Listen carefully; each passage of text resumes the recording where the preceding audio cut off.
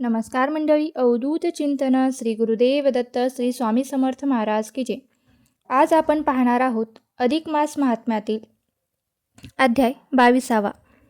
अधिक मासामध्ये जर आपण अधिक मासाची पोथी पठण किंवा श्रवण केली तर आपल्या आयुष्यातील दुःख, दारिद्र्य, गरिबी दूर होत असते. तसेच अधिक मासाचे पुण्यफळ देखील हे आपल्याला अधिक पटीने प्राप्त होत असते. त्यामुळे व्हिडिओ स्किप न करता शेवटपर्यंत नक्की ऐका. श्री अधिक मास महात्म्य अध्याय 22. श्री गणेशाय नमः. शिवपुत्र श्री विनायकला वाहिली दुर्वादळे पूजनाला, मोदक ठेविला नैवेद्याला, करती नम्र प्रार्थनेला. सरस्वती विद्येची देवता, तिची स्तुती स्तवन गाता, प्रसन्न होऊन ती भक्ता विद्या प्रसाद देत असे. गुरु उभे राहुनी पाठी, प्रेरित करते ते कार्यासाठी, धरू नको मनी भीती, पाठीशी सद्गुरु जीवाचे. उद्धारक तेच भवसागरी, तारक राजा दृढ धवा करी.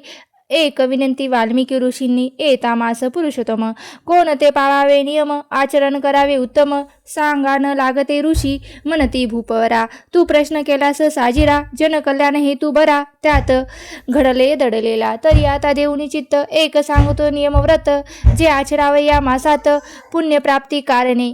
कोणते अन्न या मासी सेवावे, जे ज्या हविष्य अन्न म्हणती, ते आता नुप्रती सांगतो मी कोणते. धान्यात गहूनी तांदूळ, शर्करा मूग जव तीळ तांदूळ, वटाणे केवळ मान्य अन्न, भविष्य केवळ केळी दही दूध लोणी, साखर मीठ ताक पाणी फणस आंबा तिन्ही मोडती हविष्य अन्नात, तेलात न तळलेले जे पदार्थ मानवी चांगले हविष्य भक्षितो सगळे. उपवास मानती आता दूषित न दूषित ते कोणते, अन्न न सोसावे कोणते, नीट घे ध्यानात ऐकून या, तू आता अन्न नसावे, ज्या भोजनात नासके विटके, दूषित निंदे अथवा कुसंस्कारित ऐसे अन्न शेवू नये. परस्त्रीचा संग न धरावा,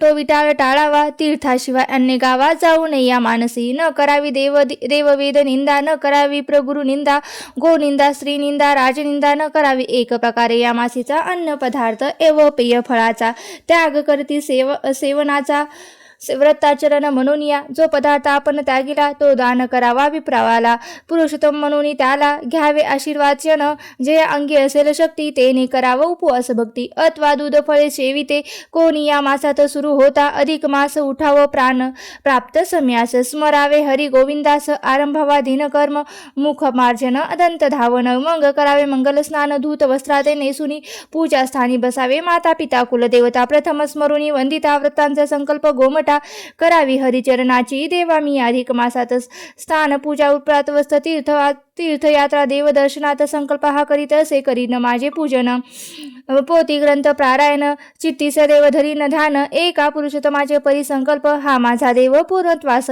तुझी न्यावा, तुझा विसर न घडावा, कथा माझ्या मनास, ऐसी श्रीहरी प्रार्थना, सवड काढून संसारी भजावा आवडी तो हरी. या अधिक मासात पुरुषोत्तमाचे करुणी चिंतन, भक्तियुक्त करावे अंतकरण, नियम संकल्प केला आपण, तोच न्यावा तडीस, एक करावा व्रत नियम, मास भरी तोची धर्म, समजोनी पळावा समनिष्ठापूर्वक. प्रेम भरी भगवताचे करिता श्रवण पठन, अथवा निवेदन मासीच्या, पदरी पुण्य घाली श्रीहरी, पदरात भावे पूजावा श्रीहरी, तुळशी दळे वाहुनी साजरी, भाव पुष्पे त्या चरणावरती घालावी श्रीकृष्णाच्या. एक नुप्राया मासात थोडे जरी घडे कर्म उचित, तरी त्याचे फळ उदरात अधिक गुण पडत असे. या अधिकाचे पवित्र स्नान शुद्ध करी देहादी मन श्रद्धा भक्तिमानी मानून घडे ईश्वर उपासना. गोमातेच्या या मासी दर्शन घ्यावे पुण्य लाभासी, गोमातेच्या त्या पोटाशी 33 कोटी देवता. एक नमस्कार गोमातेस, तो पोहोचवे सकल देवांस, देव तोषुनी मनुजास देती सुख सौख्याला. भागवती हरी बोलीला, देव रूपमान ब्राह्मणाला, जो पूजितो त्या भक्ताला लाभे वरदान सौख्याचे. अन्न वस्त्र धनदान करता, दात्यास मिळे पुण्य, पुण्याईचे जीवन धन्य होय त्या भक्ताचे. शतयज्ञाचे पुण्य त्याही स्वर्गलोकास घेऊन जाई, परी अधिकाची थोर पुण्याई नेई न गोलेका. एकदा होता गोलोप प्राप्ती, नाही त्या जीवाची पुनरावती, जन्म मरणाच्या मिठूतून गोटी लोभी मुक्ती मोक्षाशी. जो आचरी पुरुषोत्तम व्रतास, तो होय सत्वाचा खास, त्याची देही तीर्थनिवास करिता पाहे स्वानंदे. अधिक मासाच्या हरिभक्ताला दुःख न सोपणे पडे, त्याला दुःख दायिते ते घराला राहिने त्याच्या कदापि. जो करी हे व्रताचरण त्याचे संकटाचे निवारण, इंद्रादिक देवता येऊनी करीती पाही क्षणात. पुरुषोत्तम मासाची पूजा ज्या घरी, तेथे दुष्ट शक्ती क्षणभरी राहते त्या पळती दुरी. भूत प्रेत पिचास सहस्रमुखाचा जो जरी शेष, वरू न शक्य महिमा खास. जो मासाचा जो विशेष ऐसा थोर हा मास, गोलोकीचा जो मालक तो या मासाचा प्रतिपालक. रमापती वैकुंठ नायक श्यामसुंदर श्रीहरी. नारायण ऋषी सांगते नारदाला, श्री महामात्म्य कथा वाल्मिकी राजाला सांगते. श्रवणे तो कृष्ण कृतज्ञपणे. काय म्हणे धन्य धन्य ऋषीवर्या, कृपा केली दयावरा. मज कथा सांग सारा, सांगितला सहिताचा. मज दाखवून स्वल्प वाट, तू दाखवलासा मोक्षपट. किती उपकार तुझे मजप्रत, कसा होईल उतराई मी. काय बोलले झाले ऋषी राया, तू आचरून या व्रताशी. जोड मोक्ष पदाशी, तरी मी संतोषी. मार्गदर्शकाचे वाट दाखवावी, आचरकाने ती चालवावी. सोहित कारणे धरावी, भक्ती वाटती सोपी. यज्ञ याग होम हवन जप तप करिता समाधान, न मिळे सहज पुण्य, न मिळे या मासात. इति श्री पद्मपुराण अंतर्गत पुरुषोत्तम मास महात्म्य 22वा अध्याय. गोडा हरिचरणी समर्पित. अरुण विनवणी खास करी, स्वीकारा प्राकृत रजनेस. 22वा अध्याय. हरिचरणास प्रेम भावे समर्पतो. इति श्री अधिक मास महात्म्ये 22वा अध्याय समाप्त. श्री पुरुषोत्तम चरणार्पणमस्तु. ओम नमो भगवते वासुदेवाय नमः. आता आपण या अध्यायाचा मराठी भावार्थ जाणून घेऊया.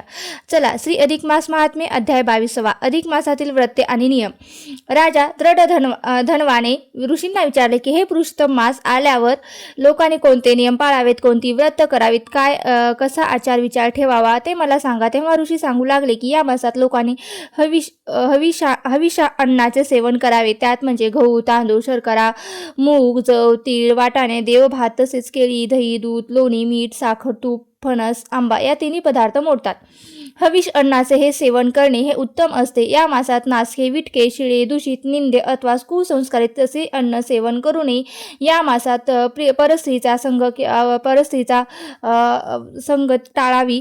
तीर्थाशिवाय अन्य गावात जाऊ नये. या मासात देव, वेद, गुरु, गाय, स्त्री आणि आपला राजा यापैकी कोणाचीही निंदा करू नये. राजा काही लोक या महिनाभर एखादा पदार्थ, पेय, फळ हे वर्ज करत असतात. अशा लोकांनी आपल्या व्रताच्या उद्यापनाच्या दिवशी तो पदार्थ ब्राह्मणास दान द्यायचा असतो. अधिक मास महिना सुरू झाला की उपासकाने प्राप्त समयी लवकर उठावे. आंघोळ म्हणजे प्राप्त संध्या आवरून श्रीहरीचे स्मरण करून दिनकर्म चालू करावा. मुखवार्जन आणि दंत धावन करून मग मंगल स्नान करावे.